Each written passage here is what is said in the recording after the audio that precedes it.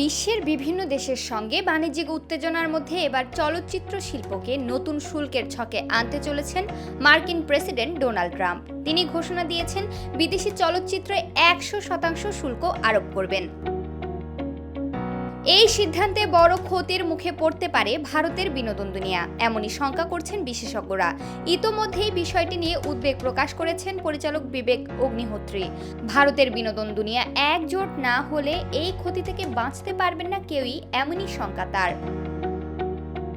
সামাজিক যোগাযোগ মাধ্যমে দেওয়া এক পোস্টে এই পরিচালক বলেন, ডোনাল্ড ট্রাম্পের 100% বিনোদন শুল্কে ভারতীয় সিনেমা জগৎ শঙ্কিত।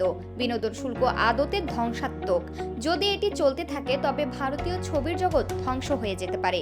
যুক্তরাষ্ট্রে দ্বিতীয়বারের মতো ক্ষমতায় বসেছেন প্রেসিডেন্ট ডোনাল্ড ট্রাম্প, আর গদিতে বসেই চাপাচ্ছেন একের পর এক শুল্কের বোঝা। এর ফলে সমস্যার মুখে পড়তে পারে বলিউডও, কারণ ভারতের বহু সিনেমা আমেরিকা সহ বিদেশের নানা জায়গায় মুক্তি পায়।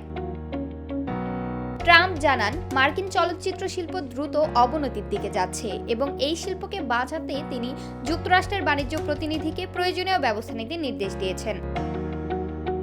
ট্রাম্প তার ট্রুথ সোশ্যাল প্ল্যাটফর্মে বলেছেন, সবকিছুর উপরে এটা একটা প্রচারণা ও প্রোপাগান্ডা। আমেরিকায় তৈরি চলচ্চিত্র আমরা আবার চাই। এই ঘটনা বাস্তবায়িত করতে কিছু প্রতিনিধিকে তিনি তার বিশেষ দূত হিসেবে নিয়োগ দিয়েছেন। প্রমা কান্তা কোয়েল, বার্তা 24।